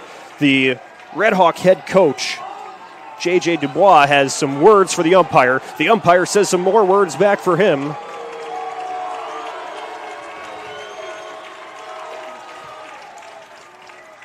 So the count full at 3-2. The payoff pitch, Fenters fouls it away again. So we remain full at 3-2. 115 pitches for Miller. He is dangerously close to the pitch limit now. The 3-2 pitch rolled over towards Klein at shortstop. He picks it up backhanded, throws to first in time to erase Fenters. So that will end the inning. The Vikings get a runner in scoring position but leave him stranded at second. They have 3 outs to go as we head to the bottom of the 7th. You're listening to Game Night on the Region Sports Network, the only game in town. The Athletic Performance Factory is Northwest Indiana's premier athletic training center. The 40,000 square foot state-of-the-art facility features batting cages, a sand training room, a new outdoor turf infield, and so much more. Check out the facility for one of their daily classes at 3150 45th Street in Highland. Interested in signing up for team workouts or individual lessons? Check out their website at trainapf.com or contact them at 219-750-1087. Athletic Performance Factory, where athletes are made. Have you been to Bada Boom Fireworks in Lowell and DeMont yet? They have it all, big and small, from sparklers, spinners, and bottle rockets to artillery shells and aerial repeaters. Visit Bada Boom in Lowell and DeMont and choose from hundreds of items, including cakes, fountains, Big Daddy canister shells, and so much more. Put your love for America on full display this 4th of July. Celebrate our nation's independence and style with an assortment of fun and spectacular fireworks from Bada Boom Fireworks in Lowell and DeMont. Trevor Fenters remains on the hill with 3 outs to go as the Vikings try to punch their ticket to the state championship in Indianapolis. Klein, Miller, and Rapp are trying to keep their team alive as they're trailing 4-1.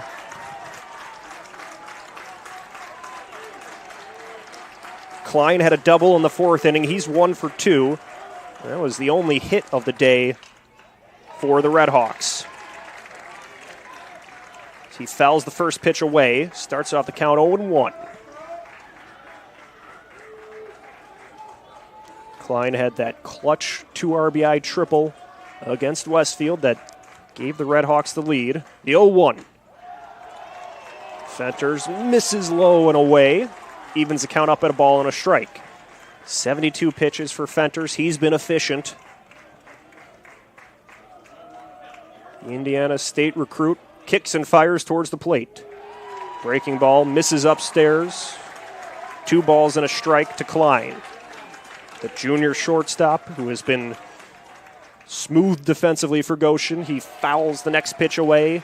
2 balls and 2 strikes as the Redhawks just 3 outs remaining.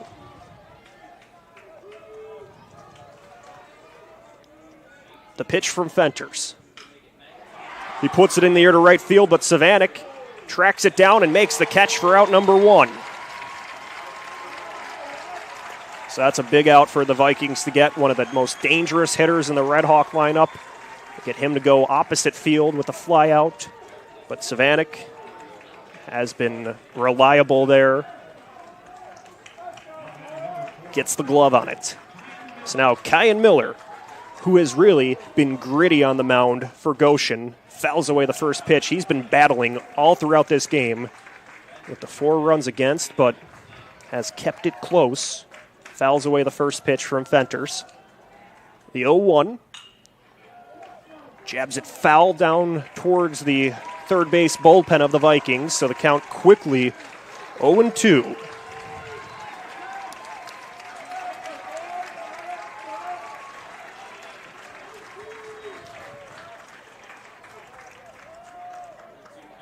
Fenters with the 0-2 pitch, fouled away again.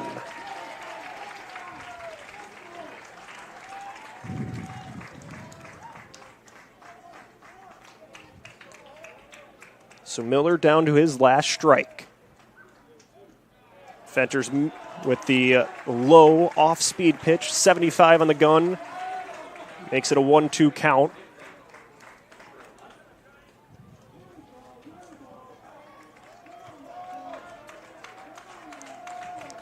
The 1-2. Fenters wanted that for strike 3. He does not get it. Instead, it is ball 2. Count goes even at 2-2. So he gets the sign from Ream. Holds the glove near the belt, kicks and goes to the plate. Fouled away by Miller.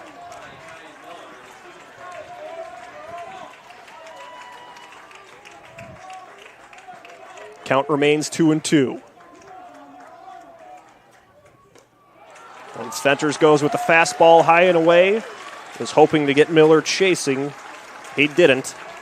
So now we're full. 3 balls, 2 strikes, 1 out. 3-2. Fouled away again. So Miller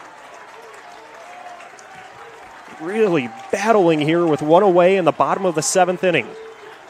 His team is chasing 3 runs. The payoff pitch. He golfs it in the air towards center field. Bush makes the path in and will get the glove on it for out number 2. So now the Redhawks down to their last out. The batter will be Colton Rapp, the junior catcher. The Viking fans are on their feet trying to cheer Trevor Fenters and company on as they are 1 out away from heading to the state championship at Victory Field. Fenters speeds in a strike to start off the count 0-1. Rapp is 0 for 2 today, a fly out to the catcher and a strikeout in the 4th inning. The 0-1 from Fenters. Fouled behind home plate over the screen. So the count now 0-2. The Redhawks down to their last bullet. 0-2 with 2 away, nobody on base. Fenters gets ready, goes to the plate. He sends it in for strike 3, his 11th strikeout of the night, and it finishes this game off. The Vikings are your Class 4A North semi-state champions. They punch their ticket to the state championship in Indianapolis next week with a 4-1 win over Goshen.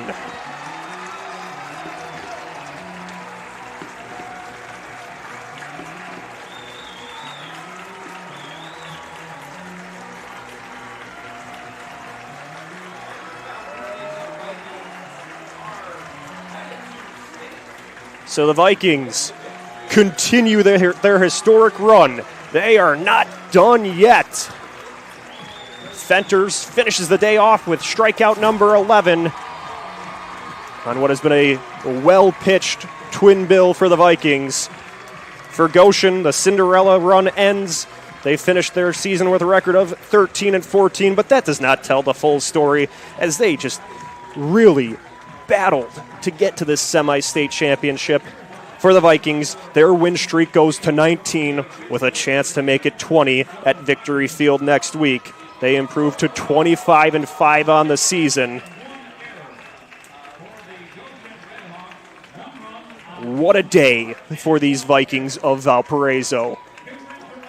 So we will give out some awards in what has already been an award-filled day for the Vikings. Let's take a break while we get that all sorted out. The post-game show up next. You're listening to Game Night on the Region Sports Network, the only game in town.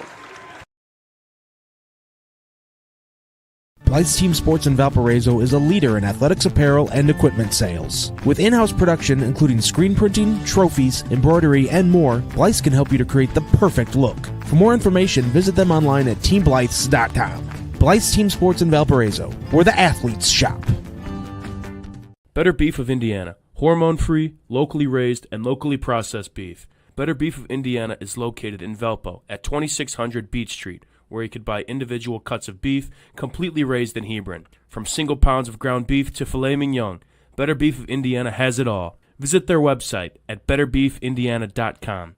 Follow them on Facebook or call the owner, Kevin, directly at 219-508-5797. Better Beef of Indiana, where quality meets value.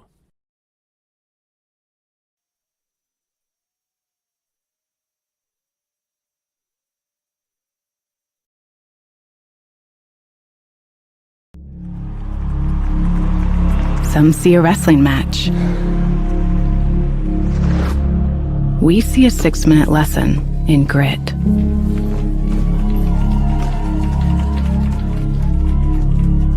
Some see a coach sending a runner home. We see a mentor guiding a student athlete into the future. Proud to keep education in front of athletics since 1903. At Strachan Van Til, we believe grocery shopping should be simple. Now, shopping is easier than ever with our new and improved website. Find what you need fast. Browse your favorite products, add them to your cart, and check out in just a few quick steps. Choose between convenient in-store pickup or let us handle the heavy lifting. From our shelves to your doorstep. Skip the lines, shop your way, and spend more time on what matters most. With our rewards program, enjoy incredible savings and personalized offers every time you shop. Shop online now at strachanvantil.com or download our app today. Putting a bow on this one here at Four Winds Field, where the Valparaiso Vikings are semi-state champions. They will move on to face the winner of the Evansville North and Center Grove game that is in progress, or I think about to begin. It doesn't matter. The Vikings, a great day in both games on the mound for their two pitchers. Kroll with the no-hitter, Fenters with the one-hitter. 4 base runners combined today for the Vikings. 1 reached on an error, 2 walked against Kroll, and then there was the double by Klein. That was all on the base paths surrendered against the Vikings. No walks by Fenters. That's impressive. 11 strikeouts for Fenters, 11 for Kroll. I can do that math. That's 23 strikeouts and just 1 hit combined for Viking pitching today. Do you ask, how do you get to the state championship? It's because of pitching performances like that. So the Vikings take care of business 4-1, while the Redhawks end their Cinderella run, although still a lot to be proud of for that team from Goshen.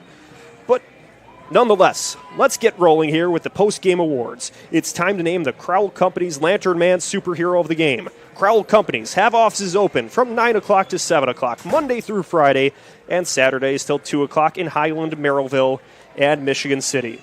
Again, this one's a no-brainer. It will be Trevor Fenters, the starting pitcher for the Valparaiso Vikings. He went 7 innings of 1 hit ball, 1 run that was unearned, no walks, and 11 strikeouts.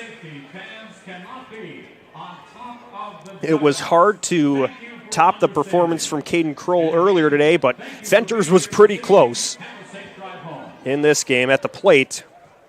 He singled and scored in the 6th inning, too, just to show off, I guess. But that was your Crowell Company's Lantern Man superhero of the game. Now let's move on to our Boilermakers Local 374 Blue Collar Player of the Game, brought to you by Boilermakers Local 374. We're going to go with Max Ream, the catcher for the Vikings. In the game tonight, he walked in the 5th inning and scored a run. And then in the 6th inning, he had a 2 RBI single that provided those 2 extra insurance markers to really break the game open for the Vikings. And he was the man behind the plate for both games. So you talk about the great efforts by the pitchers, Kroll and Fenters. None of that gets done without Ream helping out behind the plate and assisting both of them. That's kind of the unsung hero. So that's why he is our blue-collar player of the game. You can earn while you learn with Boilermakers Local 374. Now it's time to name the Ironworkers 395 Play of the Game, presented by Ironworkers Local 395.